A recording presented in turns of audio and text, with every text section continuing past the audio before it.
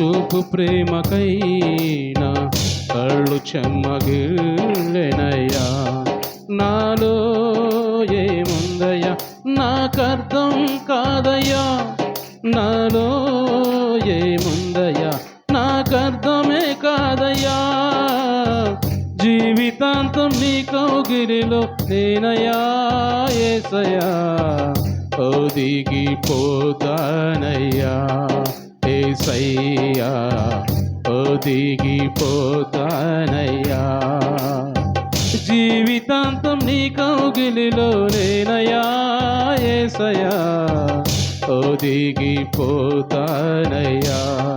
యేసయ్యా, ఒదిగిపోతానయ్యా. నా మీద నీవు చూపు ప్రేమకైనా కళ్ళు చెమ్మగిల్లెనయ్యా. నా మీద నీవు చూపు ప్రేమకైనా కళ్ళు చెమ్మగిల్లెనయ్యా. అల్లరి జీవితాన యెఫ్తాను చేరదీసి న్యాయాధిపతిగా నిలిపిన నజరేయుడా. అల్లరి జీవితంలో యెఫ్తాను చేరదీసి న్యాయాధిపతిగా నిలిపిన నజరేయుడా. ఊపిరే నీవే పోయగా స్తుతించిన నీ రుణమే తీరునా. ఊపిరే నీవే పోయగా స్తుతించిన ఆ రుణమే తీరునా. ఒదిగిపోతానయ్యా యేసయ్యా, ఒదిగిపోతానయ్యా యేసయ్యా, ఒదిగిపోతానయ్యా. నా మీద నీవు చూపు ప్రేమకైనా కళ్ళు చెమ్మగిల్లెనయ్యా. నా మీద నీవు చూపు ప్రేమకైనా కళ్ళు చెమ్మగిల్లెనయ్యా. ఎడారిలో వెలుతురులానే అడవిలోని పుష్పములానే వ్యర్థమైన జీవితాన నేనుండగా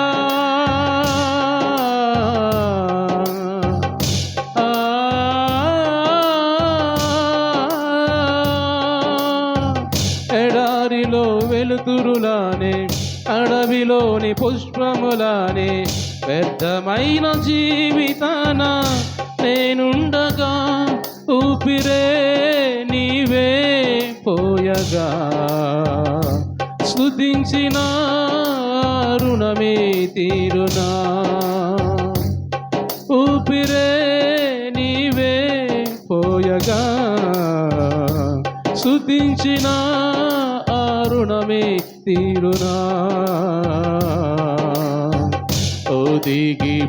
ఒదిగిపోతానయ్యా యేసయ్యా, ఒదిగిపోతానయ్యా యేసయ్యా, ఒదిగిపోతానయ్యా.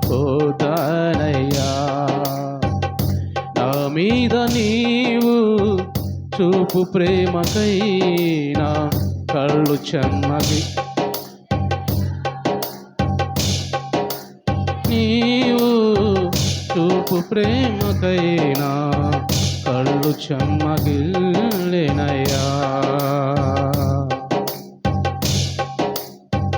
అందమైన బాల్యమంతా అరణ్యాన పాలైన దావీదు నీ దయతో రాజాయగా. అందమైన బాల్యమంతా అరణ్యాన పాలైన దావీదు నీ దయతో రాజాయగా. నీకే తండ్రిగా మార్చిన స్తుతించిన రుణమే తీరునా. నీకే తండ్రిగా మార్చిన స్తుతించిన ఆ రుణమే తీరునా. ఒదిగిపోతానయ్యా యేసయ్యా, ఒదిగిపోతానయ్యా యేసయ్యా, ఒదిగిపోతానయ్యా. నా మీద నీవు చూపు ప్రేమకైనా కళ్ళు చెమ్మగిల్లెనయ్యా. నా మీద నీవు చూపు ప్రేమకైనా కళ్ళు చెమ్మగిల్లెనయ్యా.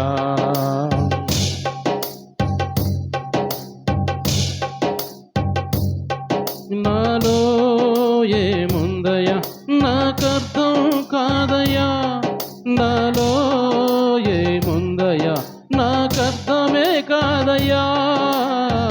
జీవితాంతం నీ కౌగిలిలో నేనయ్యా యేసయ్యా, ఒదిగిపోతానయ్యా యేసయ్యా, ఒదిగిపోతానయ్యా యేసయ్యా, ఒదిగిపోతానయ్యా.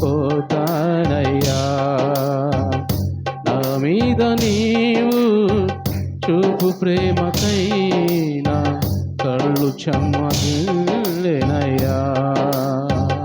నా మీద నీవు చూపు ప్రేమకైనా కళ్ళు చెమ్మగిల్. అవునయ్యా యేసయ్యా, స్తోత్రమయ్యా. అవును ప్రభా, మీరు మా మీద చూయించిన ప్రేమను పెట్టయ్యా. దేవానికి స్తోత్రమయ్యా, వందనాలయ్యా. అయ్యా ఆయన లేని ప్రేమ మా మీద చూపించే దేవుడివే, శాశ్వతమైన ప్రేమ మా మీద చూపించిన దేవుడు అయ్యా. ఈరోజు నీ సన్నిధిలో ప్రభా ఈ విధంగా మీ నామాన్ని స్తుతిస్తూ ఘనపరుస్తూ మీ సన్నిధిలో ప్రభా ఈ విధంగా నిలిచున్నామంటే, బ్రతికున్నామంటే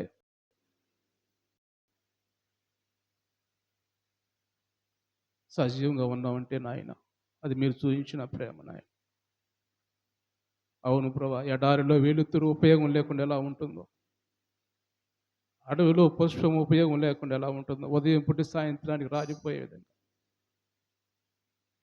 మా జీవితాలు కూడా అలాంటిగా ఉన్నప్పుడు నాయన మమ్మల్ని పిలుచుకున్నావయ్యా.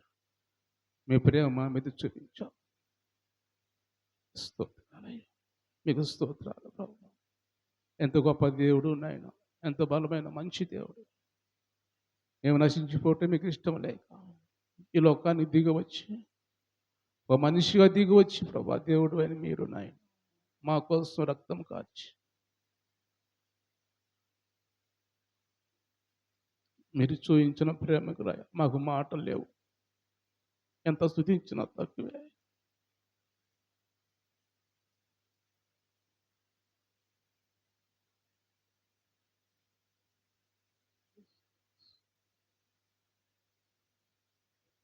యేసయ్యా స్తోత్రమయ్యా, వందనాలు. ప్రార్థన చేద్దాం, అలాగే చిన్న ప్రార్థన చేసుకున్నాం. పరిశుద్ధుడా, ప్రేమమయుడా, జీవాధిపతి నీకు వందనాలు, స్తోత్రమయ్యా. ఈరోజు ప్రభా ఇదిగో తండ్రి 80వ స్వాతంత్ర దినోత్సవం రోజు ఈ సన్నిధిలో ఈ విధంగానైనా ప్రార్థించి మహిమర్చి ఘనపరిచే భాగ్యం మాకు ఇచ్చిందేవా నీకు వందనాలు. మీరు చూపించిన ప్రేమను బట్టి మీకు వందనాలయ్యా. ఈరోజు మీరు సజీవంగా ఉన్నామంటే, బ్రతికున్నామంటే, ఈ సన్నిధిలో ఈ విధంగా ప్రార్థించుకున్నామంటే ప్రభా అయ్యా మీరు మా మీద చూపించిన కృప, దయ, కరుణ, ప్రేమ అయ్యా మీకు వందనాలు, స్తోత్రం అయ్యా. మరొకటి కాదయ్యా, మీ మమ్మల్ని చూస్తున్నారు, మమ్మల్ని కాల్స్తున్నారు, మీకు వందనాలు చెల్లించుకున్నాం ప్రభా. అందుని బట్టి మేము బ్రతికున్నామయ్యా. ఈరోజు చూసాం, ఈ దినాన్ని చూసాం ప్రభా. దినం చూడలేక ఎంతోమంది గతించిపోయారు, ఎంతోమంది లోకాన్ని విడిచిపెట్టి వెళ్ళిపోతూ ఉన్నారు. మమ్మల్ని సజీవంగా ఉంచి కాపాడేవు నాయన. మీ సన్నిధిలో ఈ విధంగా మిమ్మల్ని ఆరాధించే మంచి శ్రేష్టమైన భాగ్యం మాకు ఇచ్చావయ్యా. అయ్యా దేవాది దేవుడిని ఆరాధించడం అంటే ప్రభా అది అనేక మందికి లేదు, దొరకదయ్యా. అది మాకు ఇచ్చి ప్రభా నేను మిమ్మల్ని ఆరాధించి మీ పాదాల చెంత చేరి ప్రభా ఆరాధించే భాగ్యం మాకు ఇచ్చావు. మీకు వందనాలు, స్తోత్రాలు చెల్లించుకున్నాం ప్రభా. ఈరోజు ఇప్పుడు మా మాటలు మన్నించి ప్రభా సేవకుడు చెప్పాడని ప్రభా మా మాటలు మన్నించి వచ్చిన బిడ్డలందరినీ దీవించండి, ఆశీర్వదించండి ప్రభా. అయ్యా కుటుంబాలను దీవించండి, ఆరోగ్యాలు దయచేయండి ప్రభా. దేశం కోసం ప్రార్థించారని ప్రభా అయ్యా నశించిపోతున్న ఆత్మల కోసం ప్రార్థించారని బిడ్డలందరూ వచ్చి ఉండగా అయ్యా వారు చేసిన ప్రతి ప్రార్థన మీరు విన్నందుకు వందనాలయ్యా. మీరు సమాధానం ఇచ్చినందుకు వందనాలు చెల్లించుకున్నాం ప్రభా. దేవానికి స్తోత్రం. గరుడానికి వందనాలు చెల్లించుకున్నాం ప్రభా. మా ప్రార్థన సమాధానం ఇచ్చినందుకు స్తోత్రాలు చెల్లించుకుంటూ వాక్యం ధ్యానించుకోబోతుండగా నాయన మాతో ప్రభా, నాతో మనందరితో మీరు మాట్లాడి మా హృదయాలు బలపరచమని యేసు పరిశుద్ధ నామమున ప్రార్థన అడిగి పొందుకొని ఉన్నాం తండ్రి. ఆమేన్, ఆమేన్. అందరూ కూర్చుందామండి.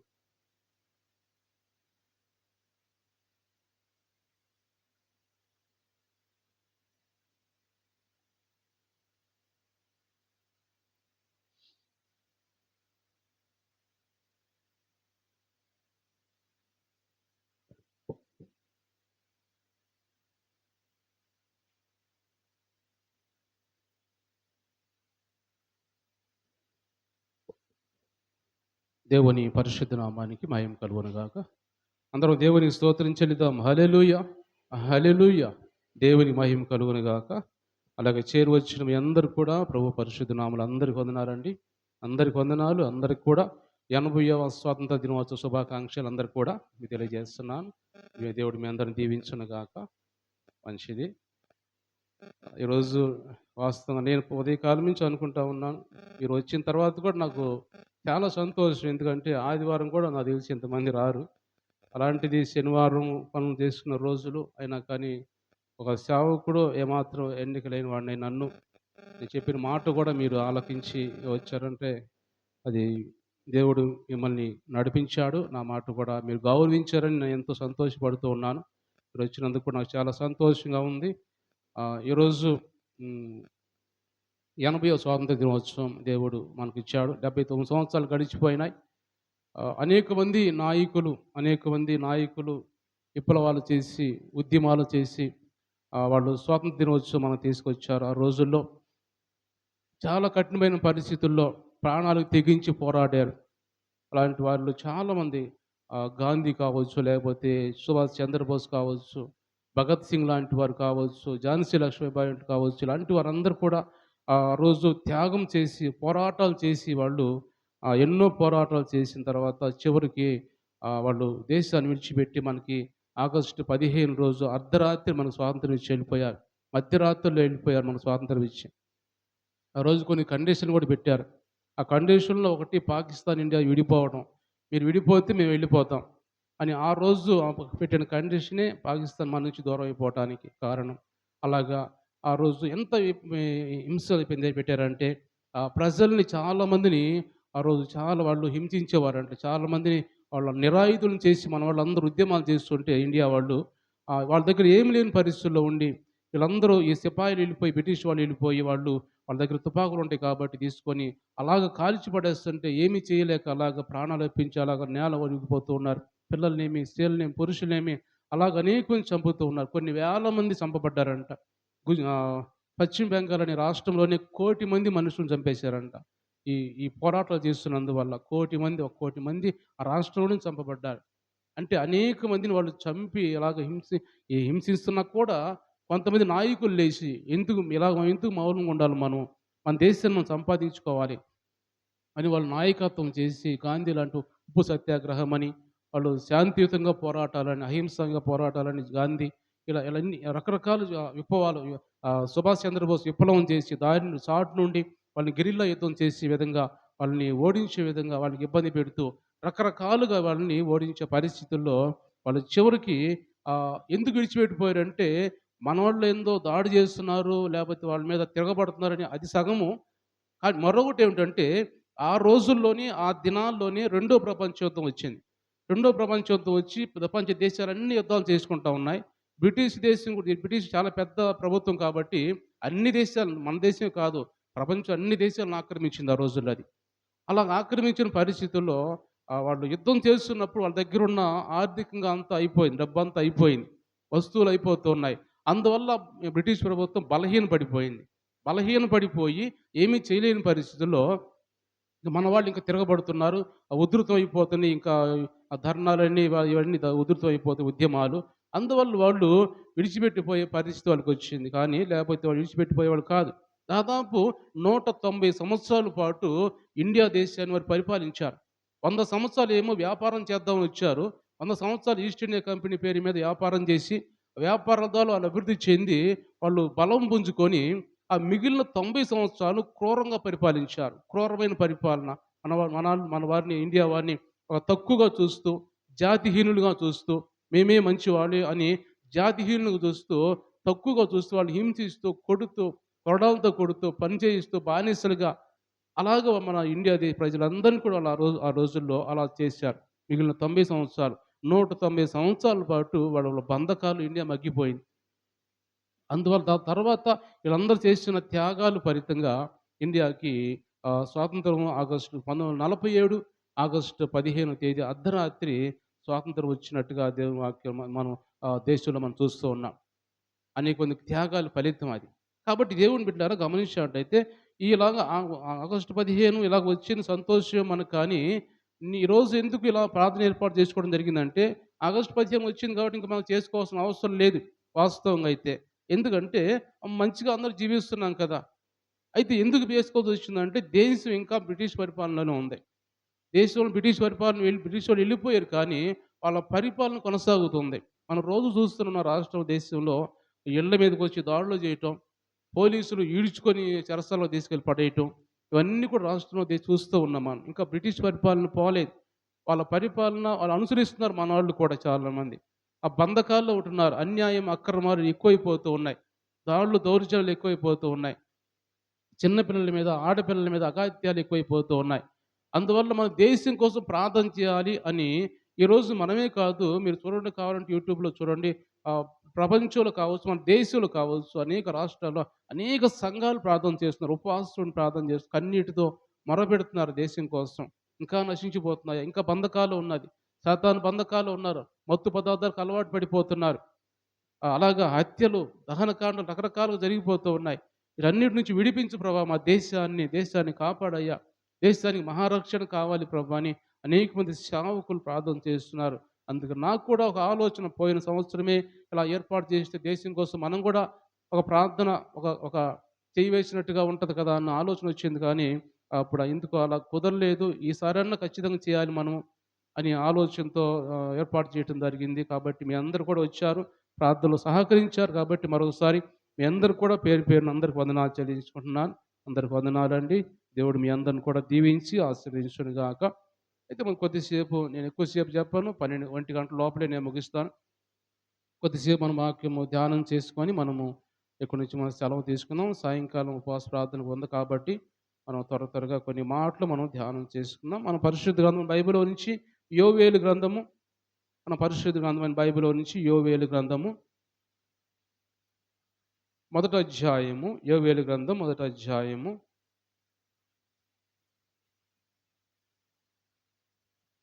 2వ వచనం నుంచి చదువుకుందామా. పెద్దలారా ఆలకించుడి, దేశపు కాపరస్తులారా మీరందరూ చెవియొగ్గి వినుడి. ఇలాంటి సంగతి మీ దినముల్లో కానీ మీ పితరుల దినముల్లో కానీ జరిగిందా? ఈ సంగతి మీ బిడ్డలకు తెలియచేయండి. వారు తమ బిడ్డలకును, ఆ బిడ్డలు రాబో తరం వారికి తెలియజేయుదురు. ఏమిటంటే గొంగళి పురుగులు విడిచిన దాన్ని మిడతలు తినేసినాయి, మిడతలు విడిచిన దాన్ని పసరు పురుగులు తినివేసి ఉన్నవి, పసరు పురుగులు విడిచిన దాన్ని చీడ పురుగులు తినివేసి ఉన్నవి. మత్తులారా మేలుకొని కన్నీరు విడువుడి, ద్రాక్షరసం పానం చేయవారులారా రోదనము చేయుడి. క్రొత్త ద్రాక్షరసము మీ నోటికి రాకుండా నాశనమైంది. లెక్కలేని బలమైన జనాంగము నా దేశం మీదకి వచ్చి ఉన్నది. వాటి పళ్ళు సింహపు కూరల వంటివి, వాటి కాటు ఆడు సింహపు కాటు వంటిది. నా ద్రాక్ష చెట్లను పాడు చేసి ఉన్నవి, నా అంజూరపు చెట్లను తుత్తు నీళ్ళుగా కొరికి ఉన్నవి. బెరడు ఒలిచి వాటిని పారవేయగా చెట్ల కొమ్మలు చాలమ్మా. దేవుడి వాక్యం ద్వారా మనతో మాట్లాడునుగా. దేవుని మీరు గమనించినట్టయితే ఇక్కడ మనం చదువుకునే మాటల్లో యోవేలు అనే ప్రవక్త ద్వారా దేవుడు మాట్లాడుతున్న మాటలు. యోవేలు ప్రవక్త ద్వారా దేవుడు మాట్లాడుతున్న మాటలు ఎందుకు మాట్లాడుతున్నాడు? దేవుడు యోవేలు ప్రవక్త ఎందుకు ఏర్పరుచుకున్నాడు? ఎందుకు ఏర్పరుచుకుని ఈరోజు ఈ మాటలు చెప్పవలసి వచ్చింది అని అంటే, ఇక్కడ దేశం అనేది పాడైపోయింది. దేశం అనేది పసరు పురుగులు పట్టింది. పసరు పురుగులు పట్టిన దాన్ని గొంగళి పురుగులు పట్టిన దాన్ని మిడతలు తినేస్తున్నాయి. మిడతలు విడిచిన దాన్ని పసరు పురుగులు తినేస్తున్నాయి. పసరు పురుగులు విడిచిన దాన్ని చీడ పురుగులు తినివేస్తున్నవి. కాబట్టి మత్తులారా మీరు మేలుకొని ప్రార్థన చేయండి దేశం కోసము. అంటే నిజంగా వాస్తవంగా అర్థం చేసుకుంటే ఆత్మీయంగా ఏదో పసరు పురుగులు మిడతలు వచ్చి తినేసేది కాదు. ఒక దేశం తర్వాత ఒక దేశము. ఒక దేశం తర్వాత ఒక దేశం. ఒక ఎగ్జాంపుల్ ఉంది. బబులోను దేశం తర్వాత సిరియా దేశం. సిరియా దేశం తర్వాత మిద్యాను దేశం. మిద్యా దేశం తర్వాత అమాలేకులు, మిద్యానీయులు, అమాలేకులు ఒకసారి వస్తారు దేశం మీదకి. ఈ విధంగా ఇజ్రాయెల్ దేశం మీదకి వచ్చి ఒకళ్ళ తర్వాత ఒకళ్ళు వచ్చి దేశాన్ని నాశనం చేస్తూ ఉన్నారు. ఒకళ్ళ తర్వాత వచ్చి దేశాన్ని తినివేస్తూ ఉన్నారు. మరి పంటలు లేదు. దేశం అంతా నాశనం అయిపోతూ ఉంది. తినడానికి లేదు, ఆహారం తినే పరిస్థితి లేదు. అనేక మంది ఆహారం లేక చనిపోయే పరిస్థితి. ఈ విధంగా ఒకరి తర్వాత ఒకరు శత్రువులు వచ్చి ఇది ఇజ్రాయెల్ దేశాన్ని నాశనం చేస్తున్నారు. దేశం పాడైపోతుంది. కాబట్టి ఆ దేశం కోసం మీరు ప్రార్థన చేయాలి. మత్తులారా, మత్తుగా ఉండమాకండి. మత్తు విడిచిపెట్టి ప్రార్థన చేయండి. మీరు మీ నోటికి ద్రాక్షరసం రావటం లేదు. మీ నోటికి తింటామంటే ఏమి లేదు. కాబట్టి మీరు మత్తు విడిచి ప్రార్థన చేస్తే అప్పుడు మీకు దేవుడు సహాయం చేస్తాడు అని ఆ దేవుడు ఇక్కడ మాట్లాడుతుంటున్నాడు. మీ దగ్గర రావాల్సిన దేవుని మందిరంలో రావాల్సిన నైవేద్యాలు, ధూపాలు కూడా అన్నీ కూడా ఆగిపోయినాయి. కాబట్టి మీరు దేశంలో ఏమీ కూడా లేదు. ప్రార్థనలు ఆగిపోయినాయి. దేవుని మందిరంలో ఆరాధనలు ఆగిపోయినాయి. అన్నీ ఆగిపోయినాయి. ఎందుకంటే శత్రువు దాడి ఎక్కువైపోతుంది. ఒకటి తర్వాత ఒకటి వచ్చేస్తూ మనుషుని వాళ్ళని, దేశాన్ని కృంగదీస్తూ ఉంది. కాబట్టి మీరందరూ కూడా ప్రార్థన చేయాలి అని ఇక్కడ యోవేలు అనే ప్రవక్త ద్వారా దేవుడు మాట్లాడుతున్నాడు. దేవుని స్తోత్రం చెల్లిద్దాం. హల్లెలూయా. కాబట్టి దేవుని బిడ్డలు గమనించినట్టయితే మనము కొన్ని మాటలు క్లుప్తంగా వివరించుకుంటూ మనం పోయినట్టయితే 2వ అధ్యాయంలో మనం చూస్తే 12వ వచనం నుంచి 2వ అధ్యాయం చదవమ్మా. ఇప్పుడైనను మీరు ఉపవాసముండి కన్నీరు విడుచుచు దుఃఖించుచు మనఃపూర్వకముగా తిరిగి నా యొద్దకు రండి. ఇదే యెహోవా వాక్కు. మీ దేవుడైన యెహోవా కరుణావాత్సల్యము గలవాడు, శాంతమూర్తి, అత్యంత కృపగలవాడునయుండి తాను చేయనుద్దేశించిన కీడును చేయక పశ్చాత్తాపడును గనుక మీ వస్త్రములను కాక మీ హృదయములను చింపుకొని ఆయన తోటి తిరుగుడి. ఒకవేళ ఆయన మనస్సు త్రిప్పుకొని పశ్చాత్తాపడి మీ దేవుడైన యెహోవాకు తగిన నైవేద్యమును పానార్పణమును మీకు దీవెనగా అనుగ్రహింపడని ఎవడు చెప్పగలడు? చాలు మా దేవుని స్తోత్రం చెల్లిద్దాం. హల్లెలూయా. దేవుడు మాట్లాడుతున్న మాటలు దేవుని బిడ్డలారా, ఈ 12వ వచనం నుంచి మనం చూసినట్టయితే ఇక్కడ యోవేలు ప్రవక్త మాట్లాడుతున్న దేవుని ద్వారా మాట్లాడుతున్నాడు. ఇప్పుడే మించిపోయింది ఏమీ లేదు. ఇప్పుడైనా మించిపోయింది ఏమీ లేదు. బాగానే ఉన్నాం. దేశం ఒక రకంగా ఉంది. మరి క్షీణించిపోలేదు, ఇంకా నశించిపోలేదు ఉంది. కాబట్టి దాన్ని మళ్ళా మనం అభివృద్ధి చేసుకోవాలంటే ఇప్పుడైనాను ఉపవాసం ఉండండి. ఇప్పుడైనా ఉపవాసం ఉండి ప్రార్థన చేయండి. మీ ప్రార్థన దేవుడు ఆలకిస్తాడు. మీ దేశాన్ని మనం స్వస్థపరుస్తాడు. మీరు వస్త్రాలు చింపుకోవటం కాదు, గోనె పట్టుని కట్టుకోవటం కాదు, నెత్తి మీద బూడిద పోసుకోవటం కాదు, కానీ మీ హృదయాన్ని చింపుకొని ప్రార్థన చేయండి. ఎందుకంటే దేవుడు అత్యంత కృపగలివాడు కాబట్టి, ఆయన సమాధానం ఇచ్చే దేవుడు కాబట్టి, లేకపోతే కరుణ చూపించే దేవుడు కాబట్టి ఆయన చెప్పిన చేయి మానుతాడు. నేను చేస్తానని చెప్పాడు అనుకో, మీరు ప్రార్థన చేస్తే ఎగ్జాంపుల్ పట్టణం మీద, నినివే పట్టణం మీద యోనా చెబుతాడు. యోనా నినివే పట్టణం 40 రోజులు ప్రకటించినప్పుడు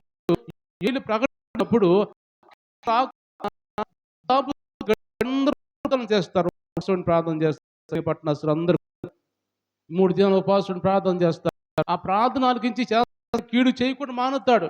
అందుకే గ్రంథంలో మనం చూసినట్టయితే దేవుడు చెప్పిన మాట చేస్తారన్న కీడు చేయకుండా మానతాడు. కాబట్టి ఇప్పుడైనా మించిపోయింది లేదు. ఈ వస్త్రాలు కాదు కదా, మీ హృదయాలు చింపుకొని మీరు ప్రార్థన చేయండి. దేవుడు ప్రార్థన ఆలకించుడు అని ఎవడు చెప్పగలడు? మీ ప్రార్థన ఖచ్చితంగా ఆలకిస్తాడు అని ఇక్కడ దేవుడు ఇక్కడ వాక్యం ద్వారా మాట్లాడుతున్నాడు. కాబట్టి దేవుడు ఇప్పుడు ఏం చేస్తున్నాడు, మనతో ఏం చెబుతున్నాడంటే, ఆ కింద మనం చదివినట్టయితే సియోనులో బాకాబూదుడి, ఉపవాస దినం ప్రతిష్ఠించుడి, వ్రత దినములు నియమించి ప్రకటన చేయుడి, జనులందరూ కూడా సమకూర్చండి, సమాజంగా ప్రతిష్ఠించండి, పెద్దలను పిలువనంపించండి, చిన్నవారిని స్తన్యపానం చేయబిడ్డలను తోడుకొండండి. పెళ్లి కుమారుడు అంతఃపురం నుంచి రావాలి, పెళ్లి కుమార్తె గదిలో నుంచి రావాలి. పరిచయం చేయు దేవుని సేవకులందరూ మంటపానికి బలిపీఠం మధ్య నుండి ప్రార్థన చేయాలి, కన్నీరు విడచాలి. ప్రభా జాలు చేసుకునే దేశాన్ని కాపాడయ్యా, దేశాన్ని కాపాడయ్యా. దేశం మీద జాలు చూపించు నాయనా. దేశం నాశనం అయిపోతుందయ్యా. పసరు పురుగులు, గొంగళి పురుగులు, అనేక రకరకాలైన పురుగులు అలాగ పట్టి దేశం అంతా పాడైపోతుంది. దేశం అంటే దేశం, బబులోను దేశం, సిరియా దేశం, అలాగే ఐగుప్తు దేశం, రకరకాల దేశాలన్నీ మిథ్యానీయులు వచ్చి దేశాన్ని నాశనం చేస్తున్నారు ఈ విధంగా అని ప్రార్థన చేయండి. మీరు జాలు చేసుకో ప్రభా అని ప్రార్థన చేయండి. అప్పుడు దేవుడు మీ ప్రార్థన ఆలకిస్తాడు అని ఇక్కడ యోవేలు ప్రవక్త ద్వారా దేవుడు మాట్లాడుతున్నాడు. కాబట్టి దేవుని మీద ఈరోజు మనం కూడా ఇక్కడ చేరి మనం ఎందుకు ప్రార్థన చేస్తున్నాం, ఆ రోజు వాళ్ళు ఎలాగో ప్రార్థన చేయమని ప్రార్థన కూడా ఇచ్చారో, ఈ రోజు మనం కూడా మన దేశాని కోసం ప్రార్థన చేయటానికి, మన దేశం పాడైపోతున్నప్పుడు, మన దేశంలో అన్యాయం అక్రమాలు ఎక్కువైపోతున్నప్పుడు, దాంట్లో దౌర్జన్యం ఎక్కువైపోతున్నప్పుడు, చిన్నపిల్లల మీద అగాధ్యాలు ఎక్కువైపోతున్నప్పుడు, రకరకాలుగా హింసలు ఎక్కువైపోతున్నప్పుడు, వ్యవస్థలు పూర్తిగా నిర్వీర్యమైపోతున్న పరిస్థితుల్లో, అది పోలీస్ వ్యవస్థ కావచ్చు, న్యాయ వ్యవస్థ కావచ్చు, లేకపోతే ఇంకా వ్యవస్థ కానీ, అది కమిషన్ కావచ్చు, స్వతంత్ర వ్యవస్థలు అవన్నీ కూడా స్వతంత్రంగా పనిచేయకుండా ఎవరికో అధికారులకు లోబడుతూ, నాయకులు లోబడుతూ, డబ్బుకు లోబడుతూ రకరకాలుగా వ్యవస్థలన్నీ కూడా నిర్వీర్యమైపోయిన పరిస్థితులు చూస్తూ ఉన్నాం. అందుకు మనం అందరం ఈరోజు వచ్చి ప్రార్థన చేస్తున్నాం. ప్రభా మా దేశాన్ని కాపాడయ్యా, మా ఎలక్షన్ కమిషన్ కాపాడు, న్యాయ వ్యవస్థను కాపాడు, పోలీస్ వ్యవస్థను కాపాడయ్యా, అన్యాయాలు ఎక్కువైపోతున్నాయి ప్రభా అని మనం కూడా దేశం కోసం ప్రార్థన చేయడానికి వచ్చాం. కాబట్టి మనం కూడా ప్రార్థన చేస్తున్నాం, చేస్తాం, ఇంకా కూడా చేయాలి. మనం కూడా ఈరోజు చేసాం. దేవుడు మన ప్రార్థన ఆలకించాడు, నేను నమ్ముచున్నాను. దేవుని స్తోత్రం చెల్లిద్దాం. హల్లెలూయా. మనం చేసిన ప్రతి ప్రార్థన దేవుడు ఆలకిస్తాడండి. ప్రతి ప్రార్థన ఆలకిస్తాడు. మనం అనుకోవచ్చు మన ప్రార్థన ఆలకించడేమో, నా ప్రార్థన వినడేమో అని అనుకుంటాం. కానీ మన ప్రతి ప్రార్థన దేవుడు ఆలకిస్తూ ఉంటాడు. కాబట్టి చేసే ప్రార్థన ఆయనకి వినసొంపుగా ఉండే ప్రార్థన మనం చేయాలని దేవుడు మాట్లాడుతున్నాడు. కాబట్టి రోజు మనతో మాట్లాడుతున్న దేవుడు యాజకులు కూడా, ప్రజలు కూడా, అనేక మంది కూడా, సహవాసం సంఘాలు కూడా అన్నీ ఒక చోట చేరి ప్రార్థన చేయాలి. అప్పుడు దేశాన్ని దేవుడు కాపాడుతాడని దేవుడు ఇక్కడ మాట్లాడుతున్నాడు. మనం చూసే దేవుని వాక్యంలో నెహెమ్యా గ్రంథంలో మనం చూసినట్టయితే, నెహెమ్యా గ్రంథంలో కూడా నెహెమ్యా ప్రార్థన చేస్తూ ఉంటాడు. 2వ అధ్యాయం మనం చూసినట్టయితే నెహెమ్యా గ్రంథంలో అక్కడ రాజు నెహెమ్యాని అడుగుతాడు. నెహెమ్యా, ఎందుకు ఇలా ఉన్నావు నువ్వు? చదవమాట. నీకు వ్యాధి లేదు కదా? నీ ముఖం విచారంగా ఉందేమి? నీ హృదయ దుఃఖము చేత అది కలిగిందని నాతో అనగా, నేను మిగులు భయపడి రాజు చిరంజీవగుని గాక, నా పితరుల సమాధులుండు పట్టణము పాడైపోయి దాని గుమ్మములను అగ్ని చేత కాల్చబడి ఉండగా నాకు దుఃఖము లేకపోవునా అని రాజుతో అంటే. దేవుని స్తోత్రం చెల్లిద్దాం. హల్లెలూయా. దేవుని మంటలు గమనించండి. ఇక్కడ నెహెమ్యా గురించి కూడా మనం చూసినట్టయితే, నెహెమ్యా కూడా కూర్చొని దుఃఖముతో ఉపవాసంతో ప్రార్థన చేస్తున్నాడంట. ఎందుకు ప్రార్థన చేస్తున్నాడు? ఆయన ఏమో మంచి ఉద్యోగస్తుడు, రాజు దగ్గర పానం అందించేవాడు, పానదాయకుడు. అయితే రాజు ఆ రోజు చూసినప్పుడు నెహెమ్యా బాగానే ఉన్నాడు. కానీ ఆ రోజు చూసినప్పుడు అంట నెహెమ్యా ముఖం విచారంగా, దిగులుగా, విచారంగా ఉంది. అది గమనించిన రాజు ఏమన్నాడంటే, నెహెమ్యా ఎందుకు ఇలా ఉన్నా? నువ్వు రోజు బాగానే ఉండేవాడు కదా, ఈరోజు ఎందుకు ఇలా ఉన్నా? నీ దుఃఖము నీ పైన వచ్చే దుఃఖం కాదు, అది నీ హృదయంలోంచి దుఃఖంలా నాకు కనపడుతుంది. ఏంది నీ దుఃఖం ఏంటి? నీ ప్రాబ్లం ఏంటి? ఎందుకు అలా ఏడుస్తున్నావు? ఎందుకు దుఃఖంగా ఉన్నావు? నీ ముఖం అంతా అలాగ పోయింది ఏమిటి అని రాజు నెహెమ్యాని అడిగినప్పుడు నెహెమ్యా చెబుతాడు, అయ్యా, నా పితరులు ఉండే పట్టణము, నా పితరులు నివాసం ఉండే పట్టణం అంతా పాడైపోయింది. యెరూషలేము ప్రాకారాలు పడగొట్టబడ్డాయి, కాల్చివేయబడ్డాయి. నా ప్రజలందరూ, యూదులందరూ కూడా వాళ్ళు ఎన్నో హింసలు పొందుతున్నారు, ఇబ్బందులు పడుతూ ఉన్నారు. అలాంటి పరిస్థితుల్లో వాళ్ళు ఉన్నారు. అలా ఉన్నప్పుడు నేను ఎలా దుఃఖం లేకుండా ఉంటానయ్యా? నాకు దుఃఖం లేకుండా ఎలా ఉంటుంది? నా ప్రజలు పాడైపోతున్నారు, నా దేశం పాడైపోతుంది, నా దేశంలో రకరకాలుగా ఇబ్బందికరమైన పరిస్థితులు వస్తాయి, పట్టణం అంతా కాల్చివేయబడింది, యెరూషలేము పట్టణం అంతా. అలాంటప్పుడు నాకు దుఃఖం లేకుండా ఎలా ఉంటుంది రాజా అని నెహెమ్యా రాజుతో మాట్లాడినట్టుగా మనం చూస్తూ ఉన్నాం. దేవుని మీద గమనించినట్టయితే, ఏదైనా మనకు ఒక ప్రాబ్లం ఉన్నప్పుడు, లేకపోతే మన దేశం కావచ్చు, లేకపోతే మన పట్టణంలో కావచ్చు, మన గ్రామంలో కావచ్చు, మన ప్రాంతాలు కావచ్చు, ఏదైనా ఉన్నప్పుడు మనకి ఏదైనా ప్రాబ్లం కలిగినప్పుడు దేవుని సన్నిధిలో మనం ప్రార్థన చేయాలి. ఈ నెహెమ్యా ముందు నుంచే రాజు దగ్గరికి వెళ్ళాలంటే, రాజును అడగాలంటే భయం వేస్తుంది నెహెమ్యాకి. ఏమి రాజు కదా, నేను వెళతానంటే ఏమైనా అంటాడేమో, నేను అక్కడికి వెళ్ళి బాగు చేస్తానంటే ఏమైనా అంటాడేమో అని భయపడి దేవుని దగ్గర ప్రార్థన చేస్తూ ఉంటాడు. మాటి మాటికి ప్రార్థన చేస్తాడు, ఉపవాసుని ప్రార్థన చేస్తున్నాడు. ఆ ఉపవాసుని ప్రార్థన చేసినప్పుడు ఆ ప్రార్థన దేవుడు విని రాజుకు మంచి మనసు కలుగజేస్తాడు దేవుడు. ఎప్పుడైతే మంచి మనసు వచ్చిందో అప్పుడు వెంటనే నెహెమ్యాతో మాట్లాడుతాడు రాజు. అంటాడు, నెహెమ్యా నీకేం కావాలి, ఎక్కడికి వెళ్ళాలి, నువ్వేం చేయాలి అన్నప్పుడు, ఇలాంటి పరిస్థితులు ఉన్నాయి కాబట్టి నేను నా దేశం వెళ్ళి నా ప్రాకారం కట్టుకోవాలి, ఆ ప్రాకారం కట్టవాలి, కట్టిన తర్వాత అప్పుడు నేను వస్తాను, అప్పుడు దాకా నాకు శాంతి ఉండదు, ప్రశాంతత ఉండదు నాకు అని నెహెమ్యా చెప్పినప్పుడు, నీకేం కావాలో తీసుకో, ఏ వస్తువులు కావాలి, ఎంత డబ్బు కావాలి, ఎంతమంది ప్రజలు కావాలి, తీసుకొని వెళ్ళి నువ్వు ప్రాకారం కట్టుకో, ఎప్పుడు వస్తావు మరలా అనేటప్పుడు, అయ్యా ఇలా ప్రాకారం కట్టడం పూర్తి అయిన వెంటనే మరలా నీ దగ్గరికి వస్తాను, ఉద్యోగానికి వస్తాను అని నెహెమ్యా రాజుతో మాట్లాడినప్పుడు, రాజు మంచి మనసుతోటి, ఎందుకంటే పడగొట్టించింది వాళ్ళే, పట్టణాన్ని కాల్చేసింది వాళ్ళే, బబులోన్ రాజులే కాల్చేసింది కూడా, అయినా కానీ వాళ్ళకి దేవుడు మంచి మనసు కలుగజేసి, సరే నెహెమ్యా వెళ్ళి నువ్వు ఏది కావాలో, నీకు వస్తువు కావాలో తీసుకో, చెట్లు కావాలా నరుక్కొని పో, డబ్బు కావాలా తీసుకొని పో అని ఏది కావాలో తెచ్చి పట్టణం కట్టడానికి పంపించాడు నెహెమ్యా. దేవుని స్తోత్రం చెల్లిద్దాం, హల్లెలూయా. నెహెమ్యా కూడా వెళ్ళిన దగ్గర నుంచి కూడా పట్టణం కట్టడానికి స్టార్ట్ చేశాడు, ప్రాకారాలు కడుతున్నాడు, ప్రాకారం కడుతూ మొదలుపెట్టాడు. ఆ నెహెమ్యాను చూసి ఒకళ్ళ తర్వాత ఒకళ్ళు వచ్చి, మేము ఇది కడతాం, మేము ఈ కొర్ర కొడతాం, ఈ మిగిలింది మేము కడతాం, ఈ గుమ్మం మేము కడతాం, ఈ ప్రాకారం మేము కడతాం అని ఒకళ్ళ తర్వాత ఒకళ్ళు ఆ ప్రాకారం, యెరూషలేము చుట్టూ ప్రాకారం అంతా కూడా కట్టారు. 52 రోజుల్లో ప్రాకారాన్ని కట్టారు. దేవుని స్తోత్రం చెల్లిద్దాం, హల్లెలూయా. అంటే చాలా తక్కువ దినాల్లో ప్రాకారం పూర్తి చేశారు, నెహెమ్యా కట్టాడు. అంటే నెహెమ్యా ఆలోచన ఏంటి, నా దేశం పాడవకూడదు, నా దేశం బాగుండాలి, నా నా దేశం సంతోషంగా ఉండాలి, సమాధానంగా ఉండాలి, ప్రశాంతంగా ఉండాలి, నెమ్మదిగా ఉండాలి అని నెహెమ్యా ఆలోచన. కాబట్టి ఈరోజు దేవుడు మనతో మాట్లాడుతున్న మాటలు కూడా, మనందరూ ఎందుకు చేరి వచ్చాం దేవుని సన్నిధికంటే, మనం కూడా మన దేశం బాగుండాలి, మన దేశం బాగుంటే మనం బాగుంటాం, మన నాయకులకు మంచి జ్ఞానం దేవుడు ఇస్తే మనం బాగుంటాం. ఎందుకంటే వాళ్ళకి మంచి జ్ఞానం ఇవ్వకపోతే వాళ్ళ ఇష్టానుసారం పరిపాలిస్తారు, మనమే నశించిపోతూ ఉంటాం, మనకే ప్రశాంతత ఉండదు. వాళ్ళు ఇవ్వాల్సినవి ఇవ్వరు, వాళ్ళు చేయాల్సినవి చెయ్యరు. వాళ్ళ మైండ్ బాగలేకపోతే, మనసు బాగలేకపోతే, జ్ఞానం లేకపోతే దేశం పరిపాలించడం చేత కదా వాళ్ళకి. దేవుడు మంచి జ్ఞానం వారికి ఇవ్వాలి అని మనం దేవుని సన్నిధిలో ప్రార్థన చేయడానికి దేవుని సన్నిధికి వచ్చాము. అలా ప్రార్థన చేయాలి, అలా ఇంకా మనం ప్రార్థన చేయాలి.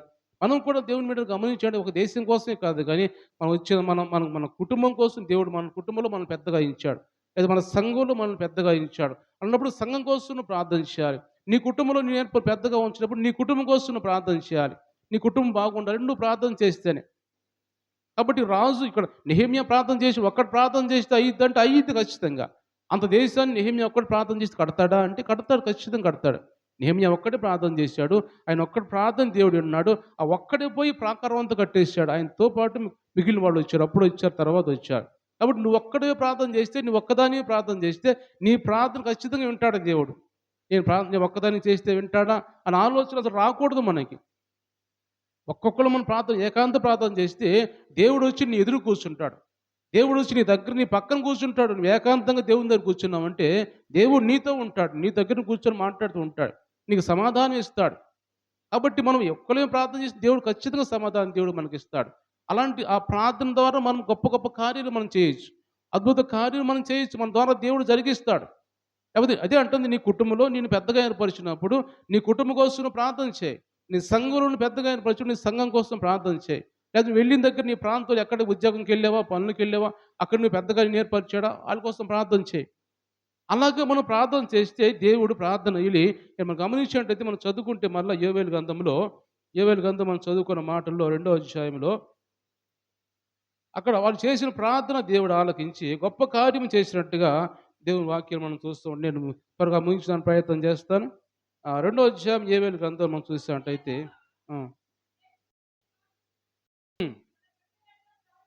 జాలు చేసుకు మరియు యెహోవా తనకు ఉత్తరం ఇచ్చి చెప్పింది ఏమనగా, ఇంకను అన్యజనులలో మిమ్మును అవమానాస్పదముగా చేయక మీరు తృప్తి పొందినంతగా నేను ధాన్యమును, క్రొత్త ద్రాక్షారసమును, తైలమును మీకు పంపించేదను.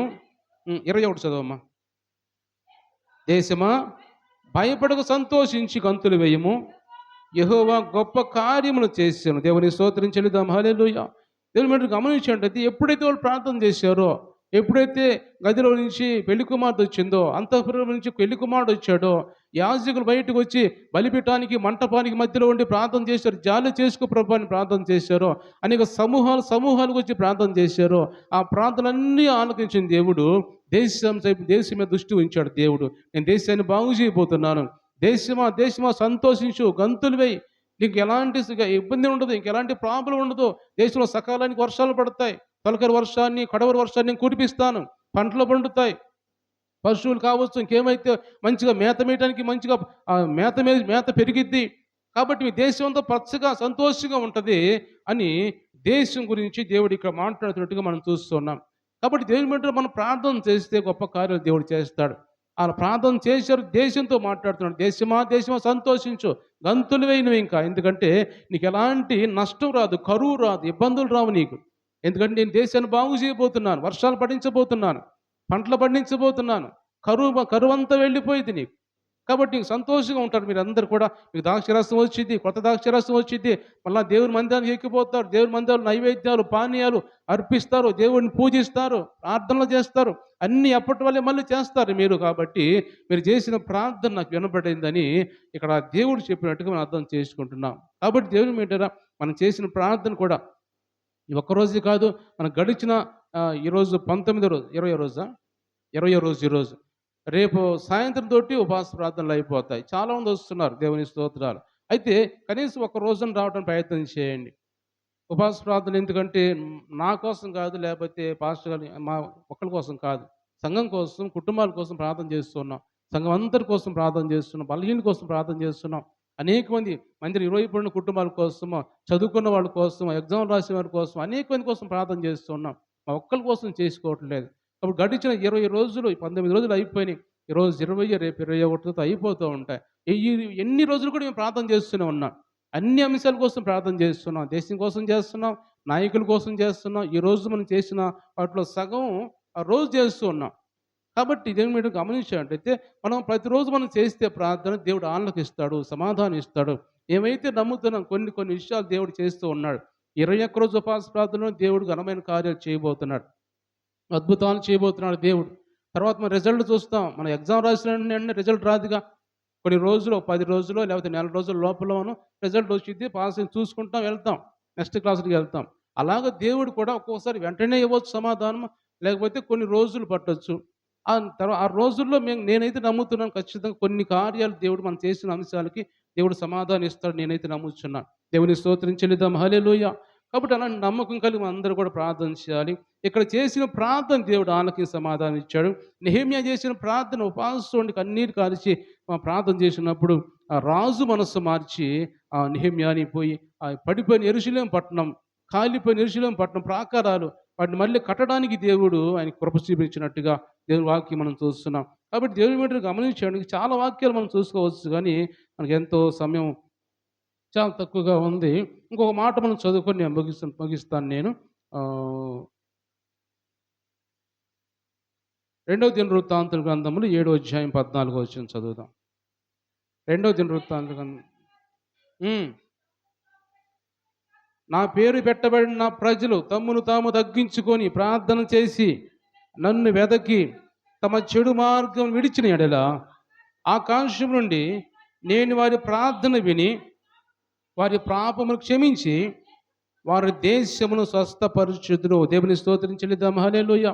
దేవుడు ఇక్కడ మాట్లాడుతున్నాడు, నా పేరు పెట్టబడిన నా ప్రజలు తమ్మును తాము తగ్గించుకొని ప్రార్థన చేసి నన్ను వెదకి తమ చెడు మార్గాలు విడిచిన ఎడల ఆకాశం నుండి నేను వారి ప్రార్థన విని వారి పాపాలు క్షమించి వారి దేశాన్ని స్వస్థపరుస్తాను అంటున్నాడు. దేశాన్ని స్వస్థపరచాలంటే ఏం చేయాలి? దేవుడు మాట్లాడుతున్నాడు, నా పేరు పెట్టబడిన నా ప్రజలు.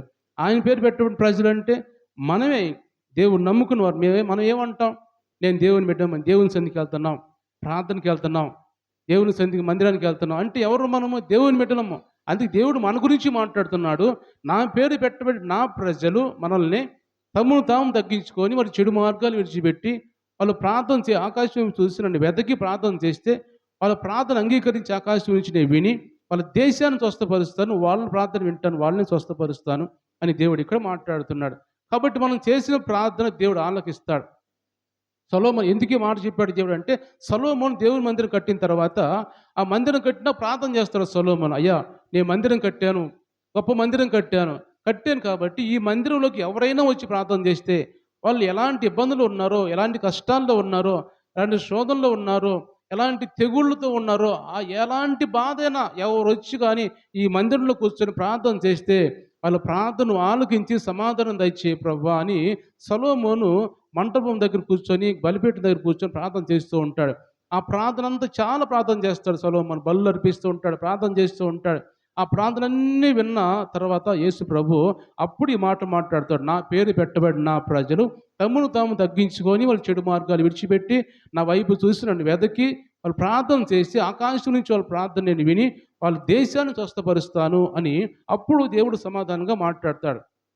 కాబట్టి మనము అన్ని చెడు మార్గాలు, వ్యర్థమైన మార్గాలు విడిచిపెట్టి దేవుని దగ్గర ప్రార్థన చేసి ఆయన్ని వెతికితే దేవుడు మన ప్రార్థన ఆలకించి మన కుటుంబాల్ని, మన సంఘాల్ని, మన మన దేశాన్ని, రాష్ట్రాల్ని స్వస్థపరుస్తాడు దేవుడు. కాబట్టి ఈరోజు అనేక అంశాల కోసం ప్రార్థన చేశాం.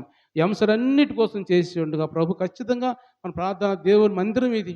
చాలాసార్లు చెప్పాను నేను, దేవుని మందిరము ఇది, పరలోకపు గవినిది. ఇక్కడి నుంచి చేసే ప్రతి ప్రార్థన దేవుడు వింటాడు. ఇక్కడ నిచ్చెన వేయబడుతుంది. ఆ నిచ్చెన మీదుగా ఒక మార్గం ఉంటుంది. ఆ మార్గం మీద దేవుని దూతలు రాకపోకలు సాగిస్తూ ఉంటారు. ఎందుకు సాగిస్తుంటారంటే ప్రార్థన కొనిపోయేవారు ప్రార్థన సమాధానం తెచ్చేవారు.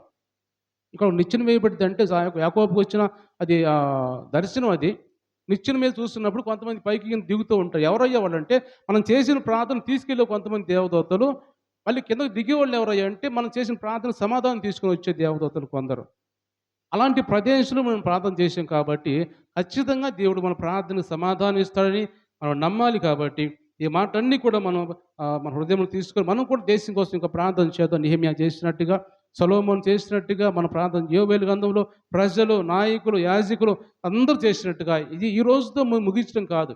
ఈరోజు స్వాతంత్ర దినోత్సవాలే అయిపోయింది అనుకోవడం కాదు, కానీ ఇంకా మనం కంటిన్యూగా మనం ప్రార్థన చేస్తూ అలాగే ముందు కొనసాగుదాం. దేవుడు ఈ మాటలు దీవించి ఆశ్రయించిన కళ్ళు మూసుకుందాం, ప్రార్థన చేసుకుందాం. అందరూ ప్రార్థన చేసుకుందాం.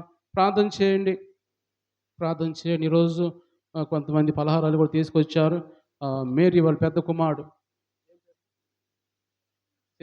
శశికుమార్ని దేవుడు దీవించి 22 సంవత్సరాలు కాపాడి 23వ సంవత్సరంలో దేవుడు ఆ బిడ్డను ప్రవేశపెట్టిన సందర్భంగా, ఆ బర్త్డే సందర్భంగా ఈరోజు వాళ్ళని పలహారం తేవడం జరిగింది.